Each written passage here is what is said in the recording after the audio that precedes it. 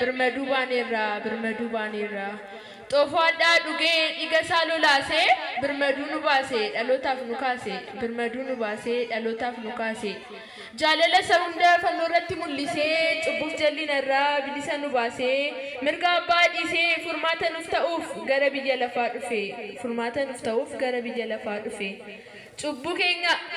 keenya nuuf dhiisee jallinarraa nu deebisee jaalala nuuf qabu addunyaatti agarsiisee birmaduu nu baasee birmaduu baaneerraa Yesuus gooftaadhaan cubbuun keenya nurraa dhiqameera dhiiga isa nuuf dhangaleen karaa isaa jiraannee har'a geenye kunoo nuuf haa ulfaatu ilmi Waaqayyoo jaalalli isaa kun baay'ee nama dhiba isa nu fayyise maqaan isaa jajanna isa nu jaallate olol qabna inni nu jaallate innumtu jaalala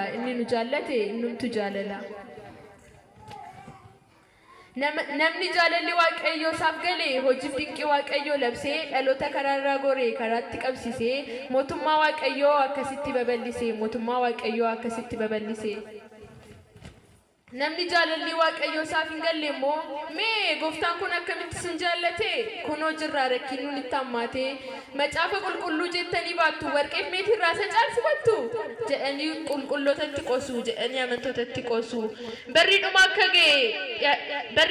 dhiyaate tasan barbaadan dhageetti namni jaldeessa irraa dhufe kun maal fakkaatti isayyuu karaarra baatee Yesuus nutti jetti jedhanitti qosu amantootatti jedhanitti qosu qulqullootatti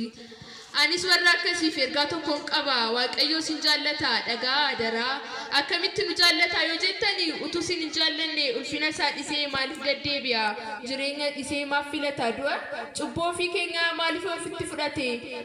nuuf Waaqayyo gidduutti maaf jaarsummaa dhaabate egaa maal jettee naa deebistaree ilaaltee jaalalli kana caalu jiraaree firaaf maatii yoo jettee miti cubbukeef jedhanii siif hin du'aniiti Iga isaan mitiree birmaduu kan baane kanaaf galateeffannaa fuula isaa dura dhaabbannee xurii keenya hunda dhiiga isaan nurraa miccee cubbuu keenyarraa birmaduu nu baase du'ee jireenya nuuf laate salphatee ulfina nuuf laate ofii kufee nuun lafaa nu kaase dafqa dafqeen birmaduu nu baase jaalalli akkasii kun nama dhibuyi namni akkas godhu jiraayi utuma dogongorree jira jenneeyyuu akkas jechuun isaan oolu ani guyyaa akkasiif hin goone ati garuu olmaa koo baasuu hin dandeenye jedhee sitti of tulaa jecha daddabalee haasaa biraan immoo qabu kanuma malee obboloota koo haadholiif abbooliin koo inni jireenya nuuf laate kennaan keenyi tokko kanaaf galata haalaan nuuf isa nu fannifameef kanaaf galata haalaan nuuf isa nuuf dirmammaa'eef isa birmaduu nu baaseef gonfoo qoraattii mataatti baatee alangaadhaan reebamee kan itti tufame kan du'e siin birmaduu baasuuf mitiree nun birmaduu baasuuf mitiree garuu birmaduu nu baase dhagicha galagalchee birmaduu nu baase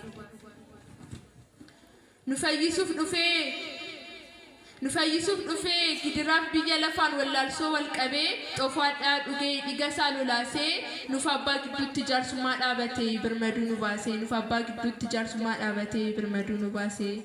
ilaalaa kaa gooftaan akkasitti nu jaallate kunoo jirra araarri isaa nuuf baay'ate jaalala nuuf qabu fannoo irratti mul'isee biyya bareedduu jannata nu qopheesse wanna dhaggeeffataniif guddaa galatooma ayyaana